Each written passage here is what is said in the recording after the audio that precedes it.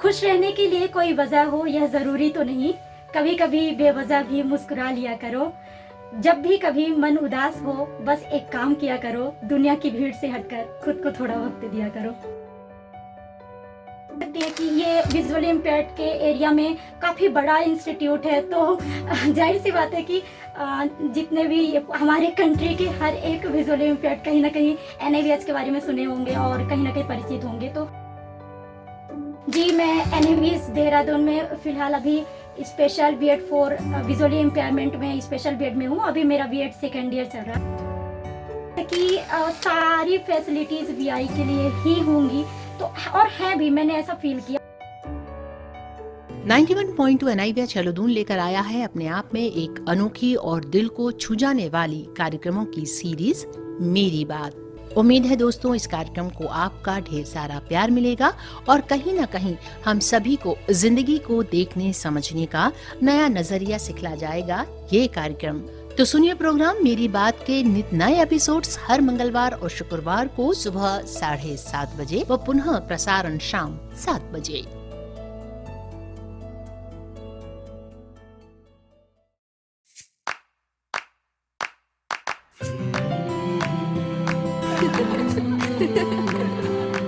मेरी बात, मेरी बात। ऐसी कोई मंजिल नहीं जहाँ जाने का रास्ता ना हो, ऐसा कोई राह नहीं जहाँ खुदा का वास्ता ना हो। सपने देखना गलत नहीं, बस उन्हें आकार देना चाहिए। क्या जाने कब जिंदगी कौन सा मोड़ ले, वक्त के साथ उन्हें साकार करना चाहिए। नमस्कार दोस्तों, 91.2 NIVH हेलोदून में मैं आज आप सभी का बहुत बहुत स्वागत करती हूँ।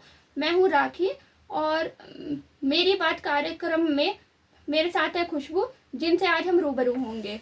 खुशबू, आज हमारे इस कार्यक्रम में आपका बहुत बहुत स्वागत है। धन्यवाद राखी। तो क्या खुशबू आज आप तैयार हैं हमसे बात करने के लिए? जी जरूर राखी। तो खुशबू, आप हमें बताइए कि आपकी प्रारंभिक शिक्षा कहाँ से हुई है? राखी, प्रारंभिक शिक्षा तो एक्चुअली मेरी साइटेड स्कूल से ही हुई है, क्योंकि पहले मैं देख सकती थी तो साइटेड स्कूल में ही मैंने 5th तक पढ़ाई की और प्लस मिडिल क्लास की पढ़ाई भी मेरी साइटेड स्कूल में हुई है। अच्छा, तो खुशबू आप यानी शुरू से दृष्टिबाधित नहीं है, आप बाद में हुई है। तो क्या आप हमारे श्रोताओं को बताना चाहेंगे कि आप कब से दृष्टिबाधित हुई है? राखी, एक्चुअली बता दूं कि जब मेरा बर्थ हुआ था तब मुझे कैटरैक्ट था, बट ऐसे इतना ज़्यादा गंभीर नहीं था, गंभीर समस्या नहीं थी, इलाज संभव था। तो मेरा बचपन में ही ऑपरेशन हुआ था। उसके बाद मैं देख सकती थी, तो मेरी पढ़ाई इसलिए साइटेड स्कूल से ही हुई।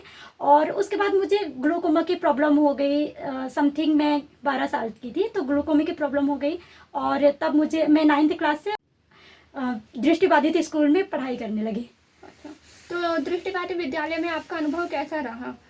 राखी, अगर बताया जाए तो स्टार्टिंग में तो अगर कोई भी व्यक्ति अगर दृष्टिबाधित हो जाए तो जाहिर सी बात है कि दृष्टिबाधित लोगों से काफ़ी परिचित नहीं हो पाता और स्टार्टिंग में तो कहीं ना कहीं मैनेज नहीं कर पाता है। तो मेरे साथ भी 1-2 साल तो ऐसा हुआ, बट बाद में काफ़ी एक्सपीरियंस मिले, काफ़ी लोग मिले दृष्टिबाधित ही और काफ़ी कुछ सीखने को मिला, काफ़ी फ्रेंड्स मिले, तो काफ़ी फ्रेंड्स का भी साथ मिला और काफ़ी कुछ सीखने को मिला। तो फिर बाद का सफ़र 12th क्लास तक मेरा बहुत अच्छा रहा और पढ़ाई भी बहुत अच्छी हुई मेरी और ब्रेल भी बहुत अच्छे से, समथिंग में 3 महीने मुझे लगे ब्रेल सीखने पे, पर हाँ बहुत अच्छे से मुझे ब्रेल भी आ गया और बहुत अच्छा सफ़र रहा फिर। चलो बढ़िया है खुशबू। और उसके बाद आपने अपनी ग्रेजुएशन कहाँ से की है? राखी, एक्चुअली मेरी स्कूलिंग भी रायपुर छत्तीसगढ़ से हुई है और ग्रेजुएशन भी मेरा रायपुर छत्तीसगढ़ से ही हुआ है। एक यूनिवर्सिटी है, काफ़ी पुरानी है, जब हमारे एक मुख्यमंत्री भी थे डॉक्टर पंडित रविशंकर, उस टाइम पे हमारा मध्य प्रदेश और छत्तीसगढ़ एक था, तो तभी मुख्यमंत्री थे, तो उनके नाम से ही पंडित रविशंकर शुक्ल यूनिवर्सिटी खुली थी, तो वहीं से मेरा ग्रेजुएशन भी हुआ है। अच्छा, और वर्तमान में अभी आप क्या कर रही हैं? जी, मैं NIVH देहरादून में फ़िलहाल अभी special BEd for visually impairment में स्पेशल बीएड में हूँ। अभी मेरा बीएड सेकेंड ईयर चल रहा है, मतलब बीएड का लास्ट ईयर। ओ बढ़िया, यानी आप शिक्षा के क्षेत्र में आगे बढ़ना चाहती हैं? हाँ जी, हाँ जी, मतलब मेरा ऐसा तो कोई वो नहीं था पहले कि मुझे एजुकेशन एरिया में जाना है, बट हाँ बाद में ऐसा इंटरेस्ट बना कि मुझे स्पेशल एजुकेशन करना चाहिए। चलो, तो अभी एजुकेशन की बातें हमारी काफ़ी हो चुकी है। अब हमारे श्रोताओं को आपके फैमिली के बारे में बताना चाहेंगे। कि कौन कौन है फैमिली में या उनका बिहेवियर आपके प्रति कैसा है? देखिए पहले तो ये था कि जैसे कि मैंने अभी ही थोड़ी देर पहले बताया कि मैं दृष्टिबाधित हालांकि बचपन से तो अब नहीं माना जाएगा क्योंकि ऑपरेशन के बाद मुझे दिखने लगा तो आप यही समझ लीजिए कि टीन एज में आई थिंक 9th क्लास में 8th क्लास में समथिंग मैं विजुअली इम्पेयर्ड हुई। तो फिर काफ़ी पहले भी फैमिली काफ़ी टेंशन में रहती थी कि कैसा मैनेज हो पाएगा, लाइफ कैसी होगी। लेकिन जब बाद में मैंने खुद मैनेज किया तो फैमिली भी काफ़ी खुश रहने लगी। मेरे फैमिली में अभी फ़िलहाल मम्मी पापा हैं और हम 4 सिस्टर्स हैं जिसमें 3 की शादी हो चुकी है और मुझसे छोटा मेरा भाई है। और फिलहाल तो फैमिली का बिहेवियर मेरे प्रति काफ़ी अच्छा है, काफ़ी सपोर्टिंग है। चलो, तो ये बात बहुत अच्छी है कि आपकी फैमिली आपको सपोर्ट करती है और उनका बिहेवियर आपके प्रति बहुत अच्छा है, क्योंकि कई फैमिली ऐसी होती हैं जो अपने वीआई बच्चों को एक्सेप्ट नहीं करती। ये बहुत अच्छा है। और अब हम जानना चाहेंगे कि आपकी सोसाइटी ने आपके प्रति कैसा बिहेवियर दिखाया है? देखिए ये जाहिर सी बात है, आपको भी पता होगा और हमारे सुनने वाले श्रोताओं को भी पता होगा कि अगर सोसाइटी में कोई एक ही विजुअली इम्पेयर्ड हो तो जाहिर सी बात है सोसाइटी का कहीं ना कहीं बिहेवियर काफ़ी अलग होता है, क्योंकि वो नहीं समझ पाते विजुअली इम्पेयर्ड पर्सन को ना, क्योंकि उन्होंने कभी देखा नहीं। लेकिन हाँ, मेरे साथ भी स्टार्टिंग में ऐसा हुआ, बट बाद में फैमिली ने भी काफ़ी सपोर्ट किया। फिर प्लस हमारी सोसाइटी का भी बिहेवियर काफ़ी चेंज हुआ और काफ़ी समझने भी लगी सोसाइटी। तो अब सोसाइटी में ऐसा कोई भेदभाव नहीं है, सोसाइटी भी अपने जैसा ही सभी के समान ही मुझे भी समझती है। चलो, अच्छी बात है। हमें आज वर्तमान में सोसाइटी में आ रहे परिवर्तनों को देखने को मिल रहा है और ये आवश्यक भी है कि सोसाइटी अपना दृष्टिकोण जो है किसी भी डिसेबल्ड पर्सन के लिए चेंज करे। तो खुशबू, आप अपने हर किसी के जैसे शौक होते हैं या फिर कुछ हॉबीज़ होती हैं, तो आप अपनी हॉबीज़ बताइए क्या क्या है? राखी, मैं बता दूं कि मुझे नई नई डिशेस बनाना पसंद है और मुझे सीखना पसंद है। जब भी कोई अगर नई डिशेस के बारे में बात करता है तो मैं पहले पूछती हूँ कि इसकी रेसिपी क्या हो सकती है और मैं ट्राई करना चाहती हूँ। और मुझे पसंद है कि मैं नई रेसिपीज़ बनाऊँ और कोई उसे टेस्ट करे और मेरी तारीफ करे, मुझे बहुत अच्छा लगता है। और प्लस ये भी होता है कि कभी कभी मुझे पोएट्री लिखने का भी शौक़ है। तो ऐसा नहीं है कि हॉबीज़ हाँ बोल सकती हूँ क्योंकि मुझे अच्छा लगता है, पर कभी कभार ही 3-4 महीने में एक बार मन करने पर ही लिख लेती हूँ। चलो, बहुत बढ़िया है। तो कभी आप बनाइए और हमें भी कुछ टेस्ट कराइए। तो खुशबू, जैसे अभी आपने बोला कि आपको कविताएं लिखने का बहुत शौक है, तो क्या आप अपनी 2-4 पंक्तियां सुनाइए जरा। जी ज़रूर राखी। एक्चुअली मैं कहूँ तो मुझे पहले ज़िंदगी में एक कविता लिखना पसंद था, बट राखी क्या होता है कि आप समझ सकते हैं कि जो ज़िंदगी पे हम कविता लिखते हैं, आजकल के लोग हालांकि ठीक है अपनी लाइफ में काफ़ी कुछ सीखना चाहते हैं, काफ़ी एक्सपीरियंस लेना चाहते हैं, लेकिन कहीं ना कहीं चूक जाते हैं इन सभी लाइनों से, नहीं सुनना चाहते, क्योंकि आप समझ सकते हैं कि आज के वर्ल्ड का माहौल कैसा है। तो फिर उस हिसाब से तो मैंने हालांकि काफ़ी प्रेरणादायक भी लाइन से लिखे हैं। मैं एक सुनाना चाहूँगी।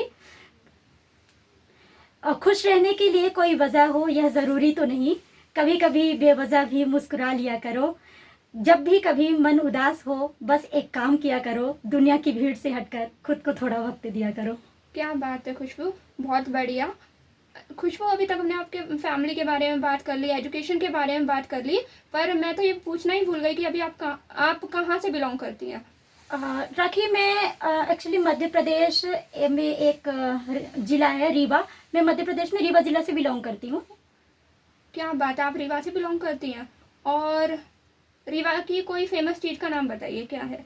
जी, ऐसे देखा जाए तो टाइगर सिटी के नाम से जाना जाता है हमारा रीवा, क्योंकि ऐसा माना जाता है कि एमपी में पहली बार व्हाइट टाइगर रीवा में ही पाया गया था। ओ बढ़िया। जैसा कि देखा जा सकता है कि रीवा से देहरादून काफ़ी दूर है, तो आपको यहाँ के बारे में पता कैसे चला? एक्चुअली राखी, आप भी समझ सकते हैं कि ये विजुअली इम्पेयर्ड के एरिया में काफ़ी बड़ा इंस्टीट्यूट है, तो जाहिर सी बात है कि जितने भी हमारे कंट्री के हर एक विजुअली इम्पेयर्ड कहीं ना कहीं NIVH के बारे में सुने होंगे और कहीं ना कहीं परिचित होंगे। तो हालांकि मेरा ऐसा कोई मूड नहीं था कि मुझे NIVH जाना है अब, इसलिए क्योंकि अभी आपने बात की कि काफ़ी दूर है, बस यही एक वजह थी कि काफ़ी दूर है तो मुझे NIVH नहीं जाना। बट काफ़ी लोगों ने मुझे सपोर्ट भी किया और सजेशन भी दिया कि मुझे NIVH जाना चाहिए अगर मैं स्पेशल बीएड करना चाहती हूँ। तो बस उसी के कारण मैंने NIVH का फॉर्म डाल दिया और सिलेक्शन भी हो गया, तो NIVH जाना पड़ा। बढ़िया है खुशबू, आपने दूसरों के सजेशन को एक्सेप्ट किया और आप देहरादून आए, क्योंकि दूरियां कभी भी बाधा नहीं बननी चाहिए किसी एजुकेशन में या किसी भी काम में, दूरियां कभी बाधा नहीं बननी चाहिए। तो जैसे हमने बात करी कि फैमिली का बिहेवियर कैसा था या सोसाइटी का बिहेवियर कैसा था, तो एनआईवीएच में आकर आपको क्या लगता है कि लोगों का बिहेवियर कैसा था या कैसा वीआई के लिए कैसा एनवायरनमेंट है यहाँ पर? देखिए, अगर एनआईवीएच की बात देखें तो एक विजुअल इम्पेयरमेंट के एरिया में, जैसे मैंने पहले ही बोला कि एक बड़ा इंस्टीट्यूट है, तो जाहिर सी बात है कि सारी फैसिलिटीज़ वीआई के लिए ही होंगी, तो और है भी, मैंने ऐसा फील किया। और प्लस राखी मैं बता दूं कि स्पेशल बीएड में यहाँ पर sighted person, sighted girls boys सभी हैं, तो साइटेड ब्लाइंड साथ में मिलजुल कर पढ़ाई करते हैं, जैसे विजुअल इम्पेयरमेंट और साइटेड दोनों है। तो एक्चुअली इतना ज़्यादा फील नहीं होता कि हम विजुअली इम्पेयर्ड है, सच कहूँ तो मैं। और अगर इन्वायरमेंट के भी आप बात करते हैं तो इन्वायरमेंट भी बाधा मुक्त ही है, इतनी ज़्यादा प्रॉब्लम्स भी नहीं होती। लेकिन कहीं ना कहीं अगर मैं बोल दूँ कि अगर पूरे तरह से देखा जाए तो विजुअली इम्पेयरमेंट एरिया में पूरी तरह से इन्वायरमेंट बाधा मुक्त नहीं मिल सकता। तो उस हिसाब से 90% मैं कहूँगी कि एनआईवीएच का एनवायरनमेंट काफ़ी अच्छा है और काफ़ी कुछ सीखने को मुझे मिला। ये तो बात आपने इन्वायरमेंट की करी, अब यहाँ के लोगों की बात करते हैं कि उनका बिहेवियर कैसा है वीआई को लेकर। देखिए, अब हर किसी की मन की बात तो हम नहीं जान सकते, ऐसा कहा जाता है ना, ये तो खैर कॉमन बात है, सभी को पता है। तो बिहेवियर की अगर देखा जाए तो सभी का बिहेवियर काफ़ी अच्छा है, क्योंकि अगर sighted person, specially visually impairment person दूसरे विजुअली इम्पेयरमेंट पर्सन के साथ कैसा बिहेव रखता है, हम इस बारे में बात अभी नहीं कर सकते। लेकिन अगर साइटेड पर्सन की बात की जाए कि sighted person visually impairment person के साथ कैसा बिहेव रखता है, तो उस हिसाब से साइटेड पर्सन तो ऑलरेडी विजुअली इम्पेयरमेंट पर्सन के बीच रह रहा है, तो उन्हें भी काफ़ी कुछ सीखने को मिल रहा होगा, आई थिंक ऐसा मुझे लगता है, और काफ़ी कुछ जानने को मिल रहा होगा भी विजुअल इम्पेयरमेंट एरिया में। तो उनका बिहेव भी मेरे प्रति तो काफ़ी अच्छा रहा है, काफ़ी सपोर्टिंग रहा है और काफ़ी हेल्पफुल रहा है। तो खुशबू, जैसे आपने अभी बताया कि आप स्पेशल बीएड कर रही हैं वीआई में, तो क्या आप टीचिंग तक ही खुद को सीमित रखना चाहती हैं, उससे आगे भी बढ़कर अपने करियर में कुछ करना चाहती हैं? नहीं, एक्चुअली एक ये होता है कि हमारे कैरियर का एक रास्ता चूज़ करना है, तो मैंने रास्ता स्पेशल एजुकेटर बनने का चूज़ किया। लेकिन आगे भी बहुत कुछ करना है। मैंने सोचा है कि अगर बीएड के बाद मास्टर्स ऑफ सोशल वर्क जो एमएसडब्ल्यू होता है, तो अगर करने को मिल जाए तो मैं ज़रूर करूँगी, क्योंकि सोशल वर्क मुझे करना है लाइफ में आगे चलकर। बहुत अच्छा लगा खुशबू आपसे बातें करके, और आशा है कि हमारे श्रोता भी आपसे बहुत ज़्यादा प्रेरित होंगे, क्योंकि जीवन में सभी के समस्याएं आती रहती हैं। उन समस्याओं को पीछे छोड़कर हमें किस तरीके से आगे बढ़ना है, ये जानने को हमारे श्रोताओं को आपसे मिला होगा। तो खुशबू, आप हमारे श्रोताओं को क्या संदेश देना चाहेंगी? जी, संदेश की बात बोले तो जैसे कि आपने मेरी हॉबीज़ में पूछा, तो संदेश तो मैं पहले ही दे चुकी हूँ, और वही लाइन को मैं फिर रिपीट करूँगी। आई थिंक इसलिए रिपीट नहीं करूँगी कि वो लाइन शायद श्रोता को अच्छी लगी होगी, बाकी इसलिए कि उस लाइन से श्रोता कुछ सीख सकें। खुशी के लिए कोई वजह हो यह ज़रूरी तो नहीं, कभी कभी बेवजह भी मुस्कुरा लिया करो। जब कभी भी मन उदास हो, दुनिया की भीड़ से हटकर खुद को थोड़ा वक्त दिया करो।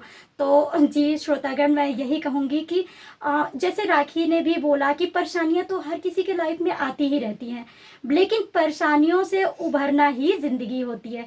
देखिए, अगर ज़िंदगी में परेशानियाँ नहीं आएंगी तो ज़िंदगी जीने का भला मज़ा ही क्या है। ये मेरा खुद का पर्सनल नज़रिया है, पर आप लोग भी आजमा कर देखिएगा कि अगर हमारी लाइफ में केवल हैप्पीनेस ही होगी हमेशा, तो हमें सैडनेस का पता कहाँ से चलेगा, और फिर हम अलग अलग एक्सपीरियंस से वंचित रह जाएंगे। तो इसलिए हमें हार नहीं माननी है। जो भी प्रॉब्लम्स हैं हमारे लाइफ में, उसे हम फेस करें डट कर, और साथ ही अगर हमें कुछ समझ नहीं आ रहा है तो आप अपने करीबियों से या अपने बड़ों से सजेशन लीजिए और तब जाके अपनी लाइफ को बेहतर बनाइए।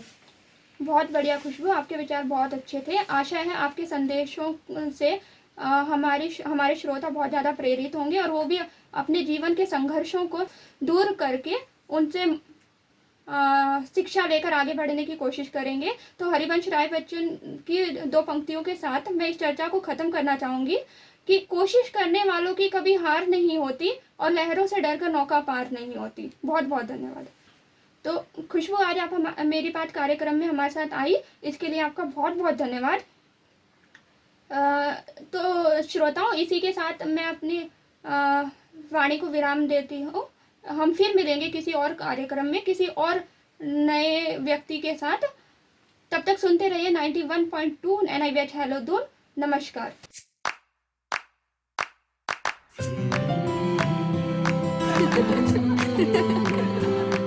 मेरी बात, मेरी बात।